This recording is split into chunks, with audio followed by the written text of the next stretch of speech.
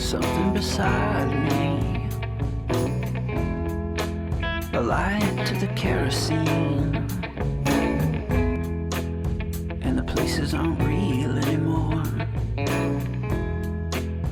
and the faces don't say anything, in the silent light of the mind-blown sphere. It's a game, Devil's Chess Club. Devil's Chess Club.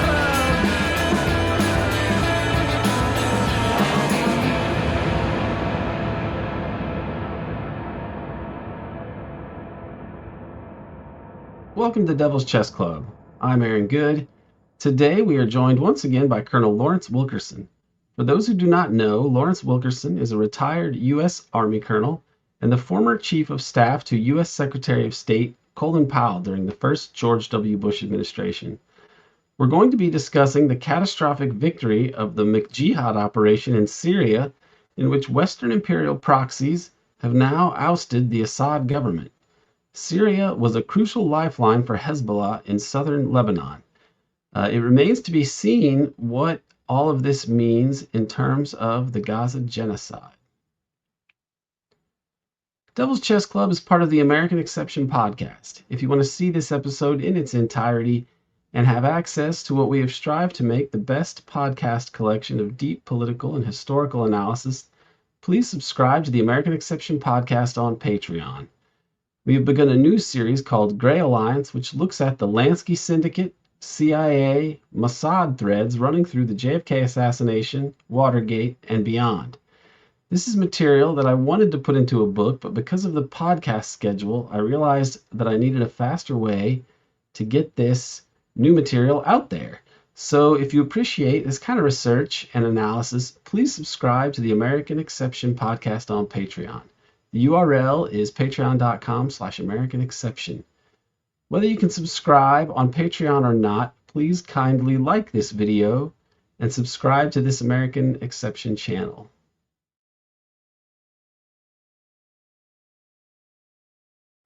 Colonel Larry Wilkerson, it's great to have you back with us. Good to be with you, Aaron. So a lot of insane events have happened since last we spoke. What are your thoughts today on the latest developments in Syria and the implications for the region? I mean, why did the Syrian military just collapse the way that it did? We've heard some different accounts on this, but what do you think are the most important things that we should look at here as we try to figure out what has happened? Combination of things, I believe, and I've really been doing some research in the last 72 hours. First of all, I think Sergei Lavrov in his interview in Doha was absolutely correct when he was asked the question, who's behind this? He said, Israel, Britain, and the United States. Need any more? But it's a little bit more complex than that. And people who say this all started with Obama with the presidential finding in 2015 are just wrong. It all started with George W. Bush in my administration. Bush and Cheney didn't like presidential findings. Powell didn't either, actually, because they archived. They meant you could be tracked. You could be reported on by historians. And as long as it was something like overthrowing Bashar al-Assad, George Tenet had no problem with having no presidential finding. Bush just called him in 2003 when the invasion in Iraq was turning sour and we couldn't fulfill what was the clean break strategy to go on and take out Assad in Syria. Matter of fact, we thought he'd be shivering in his boots, so all we'd have to do is just tip him over. When we couldn't do that, Bush turned to Tenet and said, eliminate Bashar al-Assad. Aye, sir, 3 bags full. Off he went.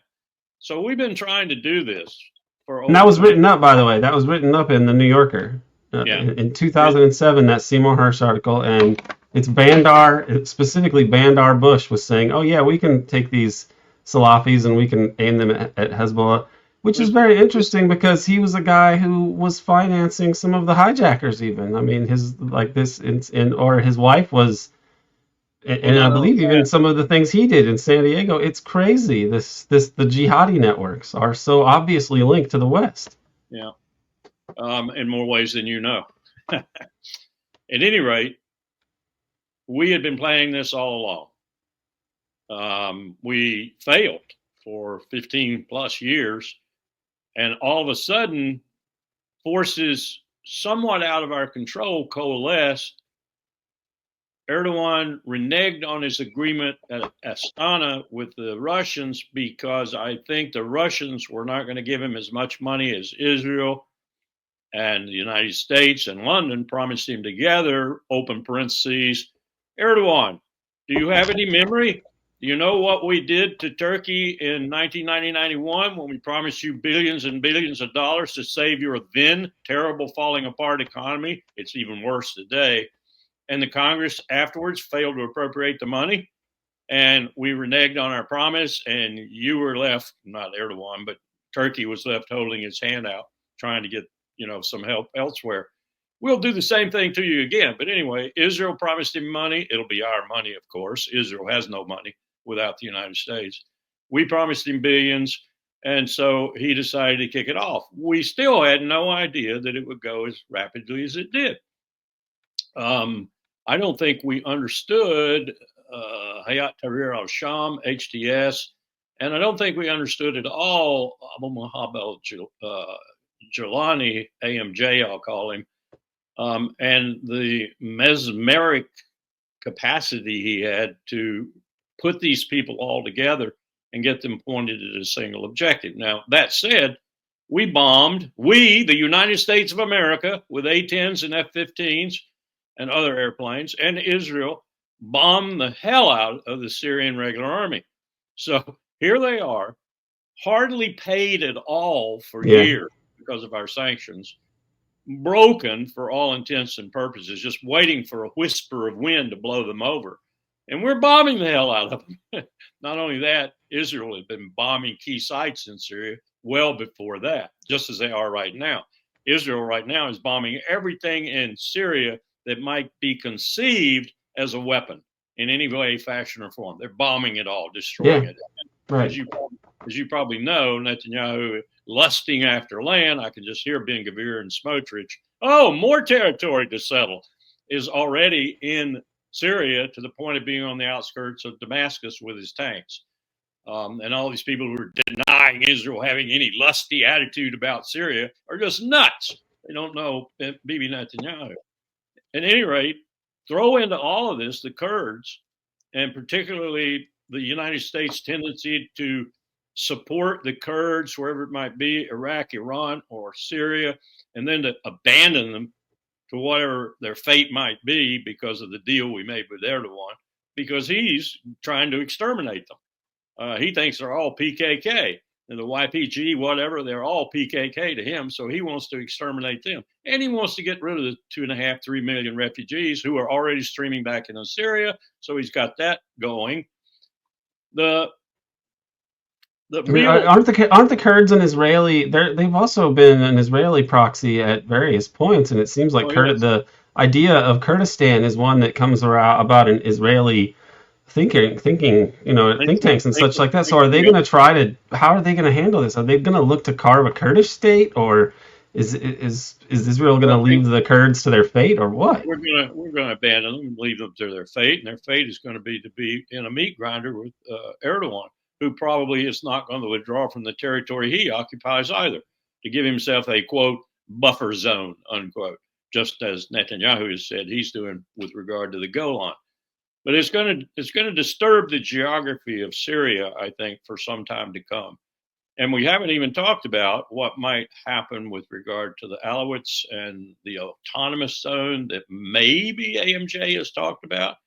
I think that's probably because he wants to because the airbase in Latakia, the Russian airbase in Latakia, and the Taurus naval base, and the Russian fleet has sortied into the Mediterranean, wondering what's going to happen. But I think he's talking about declaring an autonomous zone for the Alawites, and that's where the Russian assets are. So Russia might be okay in terms of its naval and Air Force assets. I don't know, but that could happen. Sergei seemed to kind of hint at that in his interview in Doha, but he didn't say anything directly about it, so I don't know. The big loser here, to me, seems to be, and I expect they'll be headed towards Donald Trump in a new agreement, is Iran. And this will probably do that because they've just lost their line of communications to Hezbollah. Hezbollah is the big loser too, because unless they can find somebody to replace that LOS line of support, line of contact, or a new proxy, not proxy, but a new sponsor, Hezbollah's done. So while Hezbollah was defeating the IDF rather soundly, the casualties were just off the charts for the IDF, especially wounded in action, and especially officers killed. But now I think that's probably pretty much over. There might be a last gasp from Hezbollah in Lebanon, but I doubt it because they're probably now going to run out pretty quickly, and Israel can finish them off. So the temporary winner here seems to be Israel, and they are an immediate winner from the fact that this has taken the focus off their genocide in Gaza and their horrible bombing of Lebanon. So it's a plus for Netanyahu in that regard, too, even though yesterday I heard he is just a hair's breadth from being removed from office, primarily because he has pissed off the electorate to the extent that people think he couldn't even win an election now. And so they think it's time to get rid of him. And he's got an attorney general he's been trying to release, fire, get out of Israel and everything else, but she's relentless in sticking to him. So it's a very complicated situation, no question about it. But bottom line is we didn't expect this. So I expect a great duo of Sullivan and Blinken, the two biggest idiots the United States has ever put forward for diplomacy, to be rather confused right now, or so elated that they can't figure out what's really happening to them. Right. I as I look at this, what does this do for the longer term interests of the United States? It may, if we do secure Israel's continued existence, let's say this takes the immediate pressure off of them to, that some people saw as perhaps leading to the creation of a Palestinian state, and they're able to even extend into Syria somehow, and if somehow this stabilizes, but in some terrible way, because it's hard to imagine a happy, peaceful outcome here. How does this possibly redound to the long-term interests of the U.S., and how does it impact the trends that we see of U.S. decline vis-a-vis the rest of the world? Because if Israel controls this area, it doesn't seem as significant as it once was, perhaps, because Europe is such a basket case now that the energy flows to Europe are going to be of less significance, because how are they even going to buy them? Like, it seems like we are really doing a lot to make sure Greater Israel is safe, but in the long run, how could this help the U.S. and its bigger problems that it's facing? It's the clean break strategy. It's always been insane in my mind, but the clean break strategy envisions chaos galore until Tehran falls, and then peace comes to the region. Peace and democracy comes to the region. Peace and democracy, of course, that the United States can exploit to the maximum, commercially, financially, in every other way, and ensure that the access that the Chinese have to the Persian Gulf oil, because that is where China's getting a lot of its oil, is denied, and therefore blow to China too. Yeah. That's the clean break strategy. But I agree with you that this satisfies only the neoconservatives. But look what Trump has done. Trump has filled his cabinet with neoconservatives, arch neoconservatives. So while the president might be opposed to some of this and try to stop it or reverse it or change the path we're on, I don't see him doing it with these neoconservatives that he's appointed to key cabinet positions. Right, and then the question is, would he be a party to a bigger war with Iran, or what is the Iranian response going to be? Because to my mind, it seems the logic for the Iranians is, well, we better get nuclear weapons because we actually are more vulnerable and isolated now than before, and so we need a deterrent. To me, that logic seems pretty straightforward. Do you think that's what's going to happen, or do you think that they're going to make a deal? I think probably with the current administration in Tehran, they will have a two-pronged strategy. What you suggested will be the subterranean prong, but the overt prong will be to get really close to Donald Trump, or as close as they can, and call his bluff on the art of the deal and making a better deal than the JCPOA. And Trump will salivate over that if they do that. And he'll push everybody else aside. Riyadh, he won't pay any attention to the rest of them if he thinks there is a better deal on Iran's nuclear program. And there might well be, because this might have put them in a situation where, as I said, they'll have a two-pronged strategy. But if the first one succeeds, the overt one succeeds, and they get a deal that they can live with and we can live with, and sanctions are lifted, then they're fine. They'll just keep their nuclear program latent and underground for the future. So I don't see Tehran as the colossal loser that other people are saying right now. I see them having a changed tapestry, if you will, a changed strategic tapestry. But they're pretty shrewd. They're Persians, after all. They're pretty shrewd. They'll figure it out. I see in Russia the same way. I think they want to maintain their access to the Mediterranean, so they'll probably work a deal with whomever winds up in charge in Damascus and maintain their naval base at least. Israel is the unknown in this. I don't understand how Israel could promise money to Erdogan. That's the only reason I think that he violated the Astana agreement, because he clearly did. He violated the agreement they made at Astana. Moscow wouldn't probably give him the money that we promised him. And his economy, I didn't understand this until a couple of people talked to me late yesterday. His economy is terrible. You wake up in the morning, let's say you're holding, let's just take $1 as the example. You're holding $1 in your hand at 6 a.m. in the morning. At 5 o'clock in the afternoon, the dollar's 2 cents. That's how bad real inflation is in Turkey right now. Over 5,000%, I was told. I heard it was 150% officially. It's terrible. So his economy's falling apart. So this money being promised him probably was the spur to him acting. I'm sure he probably wanted to act anyway, but he didn't have the spur to do it, didn't have the allies to do it. And now he's got Britain, Israel, and the United States on his side. And this guy goes from NATO member to BRICS member, NATO member. He is a vacillating instrument in that region of the world, and it's a very strategic place he's in. So it's probably one of the most complicated strategic situations for EUCOM, European Command, and others who actually have brains. I don't know that there are too many like that these days, but to figure out, where is Turkey going at any given minute? And when are we going to be kicked out of Incirlik and other assets that we have in Turkey? I'm told right now it's very tenuous. We don't let our people go off the base. We don't go buy rugs and carpets and shop in Turkish cities and towns. It's tough being there because there's a lot of animosity about Israel. That's what I would wonder as well, is the population has to be, and even which is reflected by Erdogan's anti-Israel rhetoric, but not his anti-Israel actions. Yep. Is he in danger of public backlash to this that would put his hold on power, put it in danger? One wonders. I think he's groomed his foreign minister, and he's pushing him out now more and more to be his replacement. And there's at least a reasonable chance that he might be, because they hold, it's not a democracy anymore, really. I mean, it's not even a pretend democracy. They hold so many of the sinews of the electoral process in Turkey that they can determine more or less who wins, even if they don't win. Now, in the past, I think Erdogan has actually won because he was perceived as helping the economy.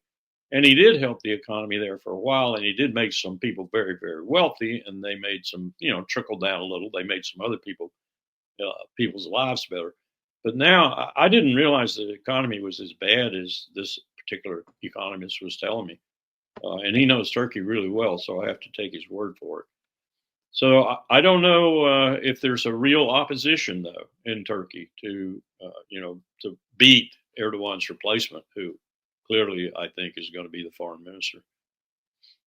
I've been told he's smarter than Erdogan and more of a potential dictator than Erdogan.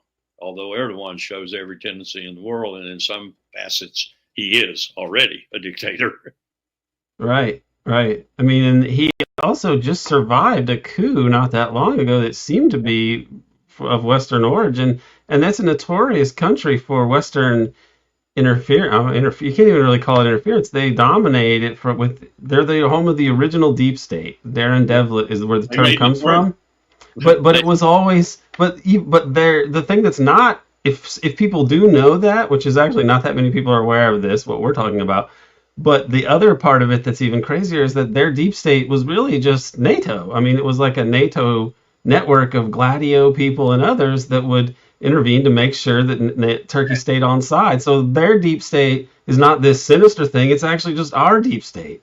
And the Turkish American Business Council. My God, there are people who are almost as bad as Israelis and Americans. There's not that visceral connection there is with Israel, but they're cheating all the time. They're doing deals, and I mean, Michael Flynn almost went to jail for it. Yeah, the Turkish lobby is crazy. That's what Sibel Edmonds, when she testified, and this was under when you were in Washington, she testified to the 9/11 Commission. It's never been declassified, but one of the things that she spoke about, some of these things have come out, even though she was gagged under the State Secrets Act, and they involved the Turkish lobby at the time, which consisted of people uh, like Richard Armitage and Richard Pearl and Mark Grossman. I mean, people who are obviously very neocon Zionist assets, especially Richard Pearl, is obviously the case.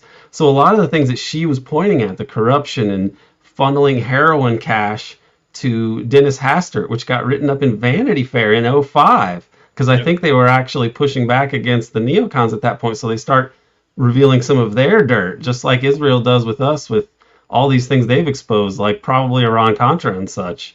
If you go back and look at it, a story in Lebanon leads to Iran-Contra coming out. I mean, that was, and they use that to hamstring H.W. Bush.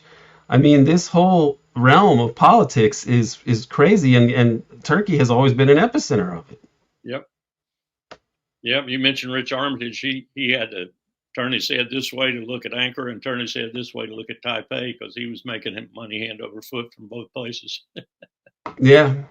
Sometimes they get very enterprising, right? Like the Enterprise, that was the Secord thing, and then they find ways to make money off of all of this. But this is, to me, just it's astounding to look at what the U.S. is doing, because if you're paying attention to this at all and you remember the war on terror, this just seems to belie the whole arc of U.S. policy in the 21st century. How can you remember 9/11 when you're looking at the people in Damascus who either slit throats on video or brought down the towers? I mean, that's what we're supporting now. We're supporting people who are members of Al Qaeda and supporting members who are ISIS. Now, frankly, I think we created ISIS. Oh yeah, I mean, you mentioned that there's the 2015 issue with Obama, but there's an author named William von Wagenen, and he has a book that's coming out, and he points to presidential directives from around 2010 that Obama signed, which were saying things to the effect, Mubarak is he's declining, and we don't really want a succession crisis, so we should probably find ways to get the Muslim Brotherhood in there so that we at least can have a devil we know, and they're the only really other viable actor, and so on.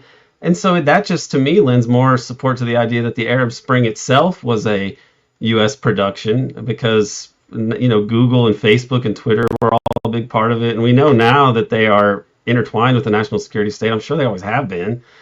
Like the narrative that we're putting out there about what has been happening in the world and in the Middle East and about terror. It's just how you'd have to be an idiot to believe it anymore. And yet, is this going to have any impact on the U.S. and the world? Because it seems like it should destroy whatever is left of Western legitimacy.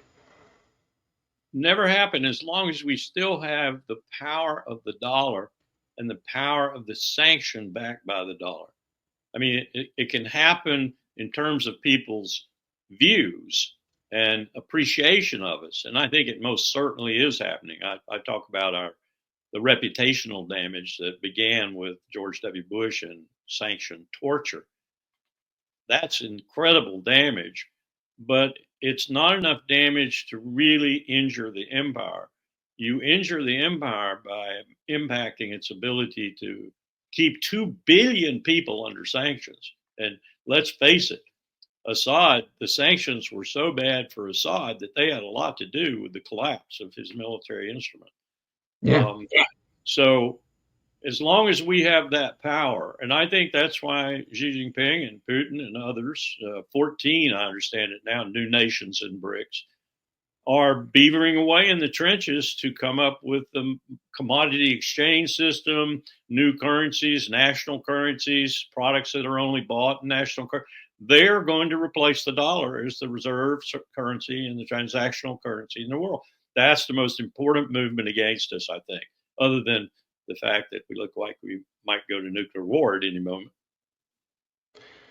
Yes, and that also is going to be alarming, and nobody would seem to win from that. But regarding this dollar situation, as we see countries in West Africa, and they're kicking out the French, German industry is suffering enormously because it's not connected to Russia.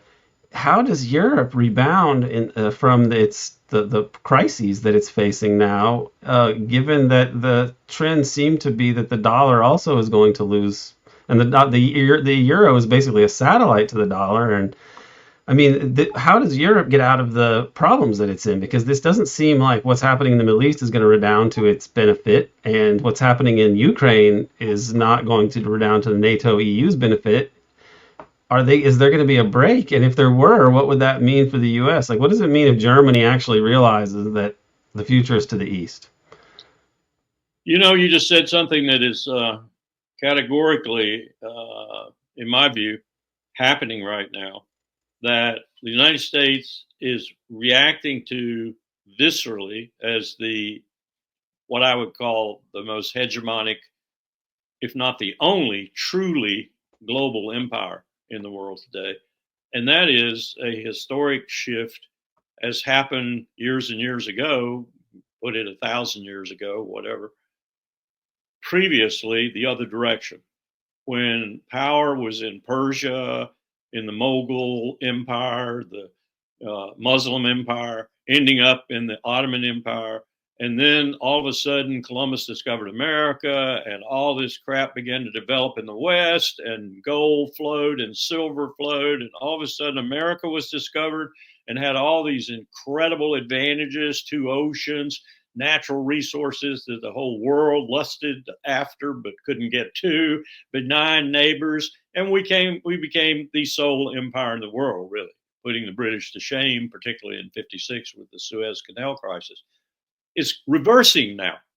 It's going back to where it started 3,000 years ago. It's going back to the base of China.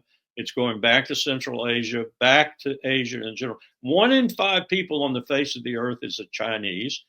2 of the 5 people on the face of the earth is a Chinese or an Indian.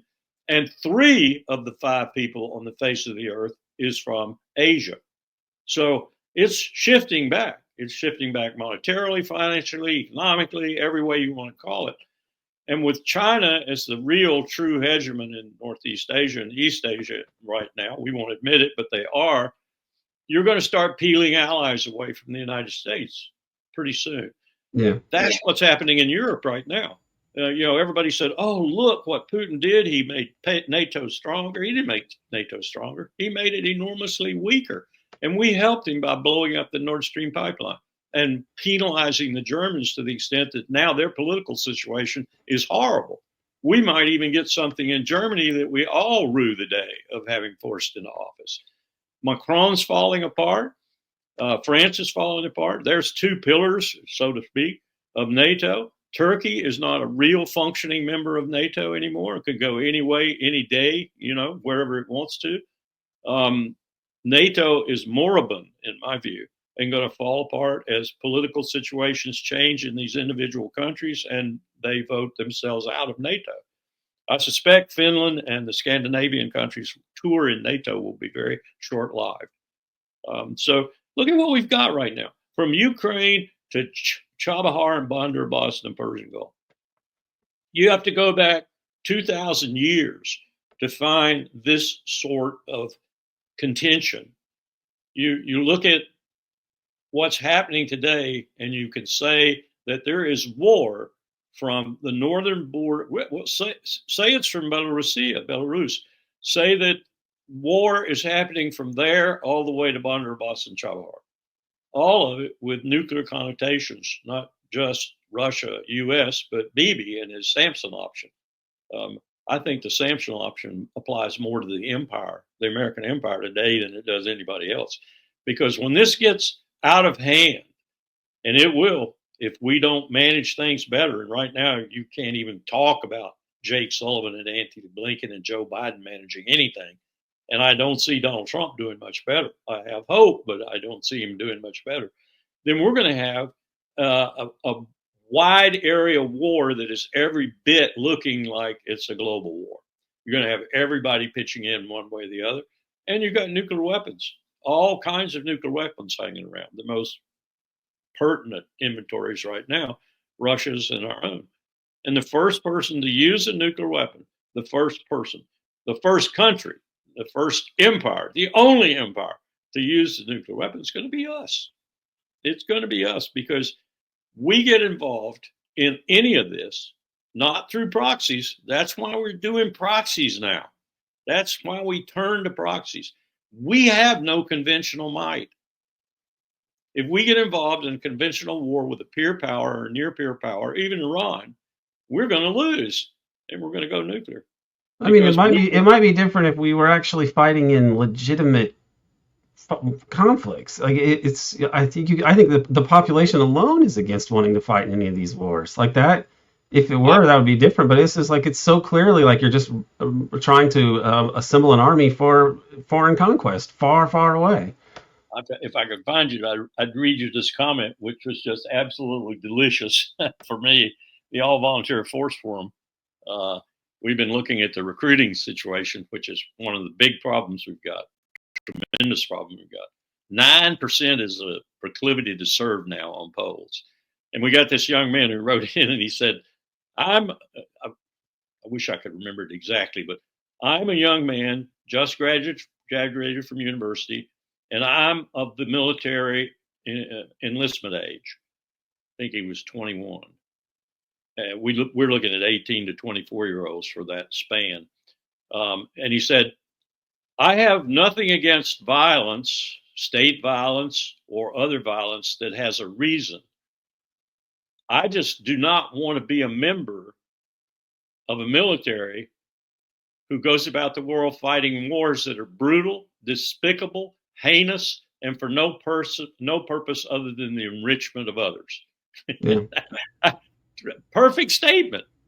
Here's a young man who said, I'm not going to serve. I'm not going to be recruited because that's the problem. Now, I understand from the polls, been doing this for a number of years to test the propensity to serve of 18 to 24-year-olds. From the polls and the guys who parse them regularly, they tell me the number one reason is that people put women and men. Women are much more vulnerable to being recruited today than men, which is why we've gone to far more women. But the number one reason they put is economic, that they can do better outside the military. But the number two reason is stupid, endless wars. And this young man's comment summed that up. Yeah. I mean, how do you even get people to go and fight those kind of wars anymore? The propaganda doesn't work. You need something like a 9/11. And I would wonder if they could stage something like that, but I don't even know that they could do it plausibly. I mean, Brzezinski warned in 2007 in front of the Senate. He said there's going to be a terror attack and it's going to be blamed on Iran. It was in that time period that they were really worried. That I think that Cheney and those other people were actually thinking we better attack Iran while we have the chance. And then there was a little bit of pushback in that area, but I don't even see how they could stage an attack that would even be useful or plausible at this point, because who would you blame? Would anybody believe that Iran would strike inside the U.S. in a spectacular way? Look at the assassination of the healthcare CEO in New York City. Half the country thanked the guy for doing it. Yeah. I mean, same phenomenon, This is an empire that has spun its writ. This is an empire that might take another 50, 60 years to go away. Might go away tomorrow if we start a nuclear war. might go away in a quarter to half a century if we don't do more about the climate crisis, but it's going away. And as I said, in history's sweep, it might take some time, but it's going away. And it looks every bit like it's going to go much the same way empires in the past. I think particularly of the Western Empire of Rome. Eastern Empire survived a little bit longer, became the Byzantine really, but it's looking a lot. You look at the last days of the Western Empire of Rome and you see so many of the same things you're seeing in this country today. But for example, all they could muster for the legions, as they were, as it were, was foreigners. They couldn't get Romans to serve.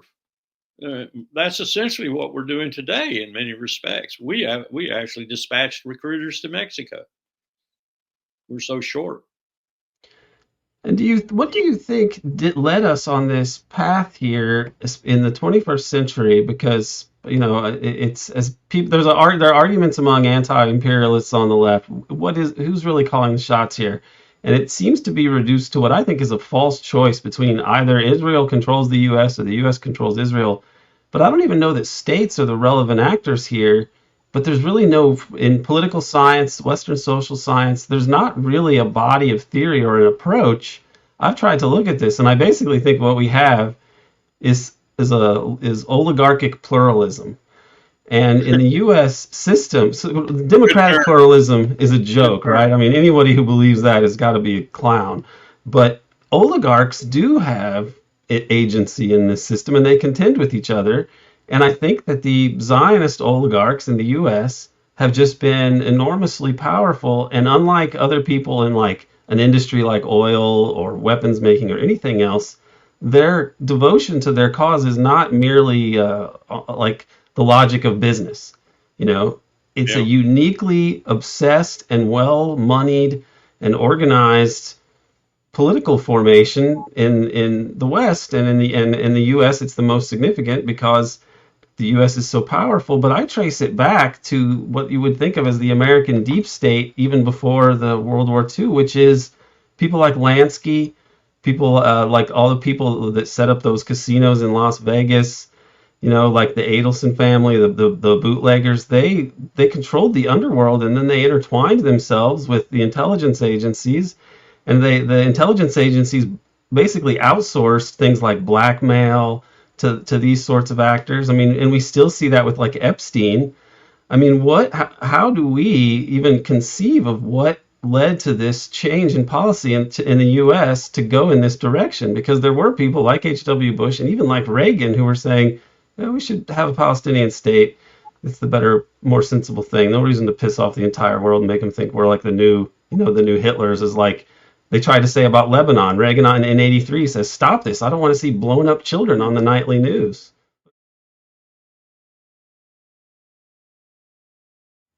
You can watch the rest of this episode by subscribing to the American Exception podcast on Patreon. In the second part of the interview, Colonel Wilkerson and I discuss the deep political aspects of the Zionist-U.S. empire relationship. That discussion, as I said, is available for subscribers. Additionally, subscribers have access to the whole library of the American Exception podcast, including our new Gray Alliance series, which looks at the Lansky Syndicate, CIA, Mossad threads running through the JFK assassination, Watergate, and beyond. That series covers those subjects that I was discussing with Larry in the second half of the interview. I believe that the series presents the best explanation of the deep political intrigues that brought us the 9/11 wars, the Arab Spring wars, and the Gaza genocide. To support our work and have access to this important original material, please subscribe to the American Exception podcast on Patreon at patreon.com/American Exception. There's a link in the show notes. As for this YouTube video or the podcast on SoundCloud or anywhere else, please like, share, subscribe, and all that. Thanks to Dana Chavarria for producing this episode, and thank you for tuning in. I cannot sugarcoat the McJihad triumph in Syria. It is likely to unfold disastrously for the people in post-Syria Syria, and it may spell disaster for Hezbollah and therefore for Palestine as well. I cannot believe how sinister, duplicitous, and monomaniacal are the U.S. empire and Zionism. Let's hope their schemes do not unfold as they are hoping. I differ with Larry in that I think that Iran may act more boldly, either with its own nuclear program or by entering into an even more expansive alliance with Russia to ensure that Iran is not attacked, thereby preventing the West from turning the entire Middle East into a balkanized neo-colonial basket case for the benefit of genocidal Greater Israel fascists. What we can safely say is that it's not for nothing that we're always going on here about the devil's chessboard.